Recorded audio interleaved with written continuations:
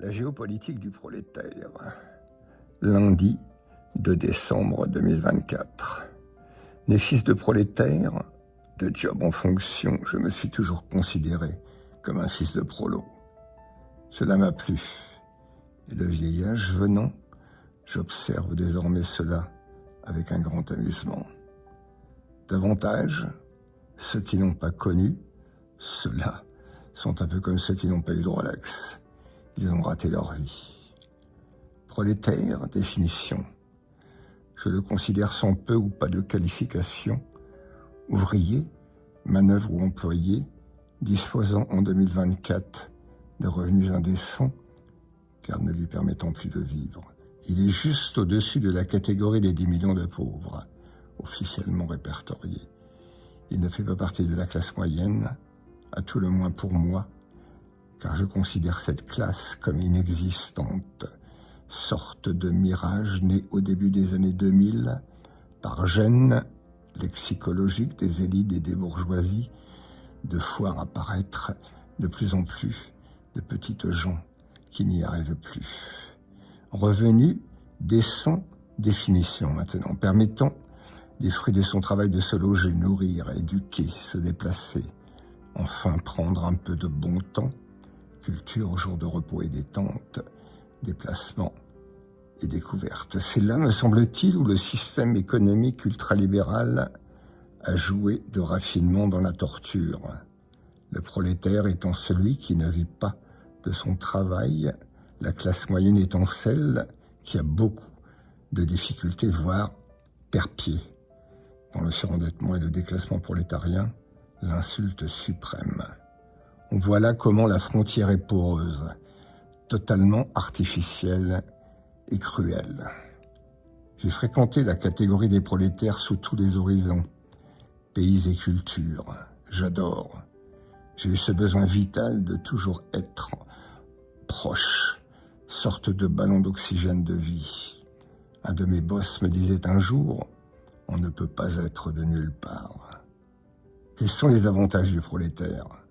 Sauf exception, il vit essentiellement de bon sens et d'action plutôt que de réflexion, de culture, histoire et philosophie. En clair, ce n'est pas un théoricien, à la fois faute de temps pour l'oisiveté, mais aussi, avouons-le, des outils intellectuels pour cela. Il aime la bonne chair et les copains, fait davantage de gosses que la moyenne. Le phénomène s'affaissant toutefois dans des proportions assez similaires aux autres catégories. Il avait connu une sorte de vague de prospérité relative dans les années 70, consécutivement aux conquêtes sociales, la croissance, bref, les années baby-boom.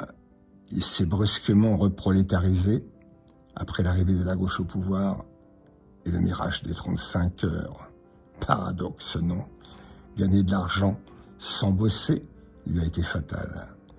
Par ailleurs, de violents écarts, au sens propre, se sont creusés avec des prolétaires surfavorisés. Grandes entreprises, fonctionnaires, SNCF, RATP, EDF et quelques autres. Dans le même temps, des catégories entières de salariés basculés dans la prolétarisation, éducation, santé, défense, police. Eux, les prolétaires et la géopolitique, mettons le doigt là où cela fait très mal. L'Europe, puis le monde, un machin s'est construit sans eux, auquel ils ne comprennent rien ou presque. Et pire, il va mettre à l'encontre de leur expression démocratique. L'excite le référendum du 29 mai 2005.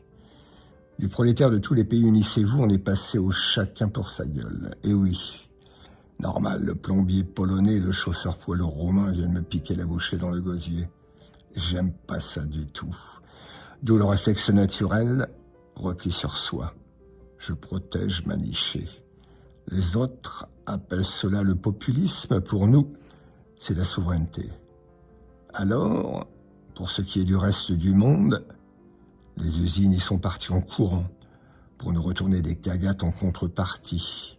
Des fripes toutes fripées à 1 euro qui ne valent pas tripette. Enfin, la guerre qui nous revient à nos portes, nous distille sur les plateaux TV en essayant de nous convaincre d'envoyer nos gosses au casse-pipe comme en 14, cela pour l'honneur et la liberté.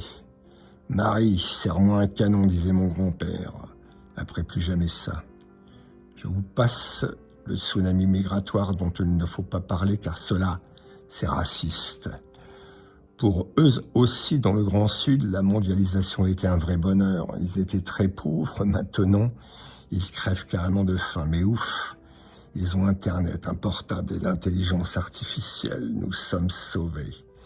Conclusion, au vu et au su de tout cela, je me verrais bien suggérer un petit cours de 4 heures dans les amphithéâtres de Sciences Po et de l'ENA. Je l'intitulerai volontiers « Prolétariat 2024, petits cailloux, délices et découvertes ».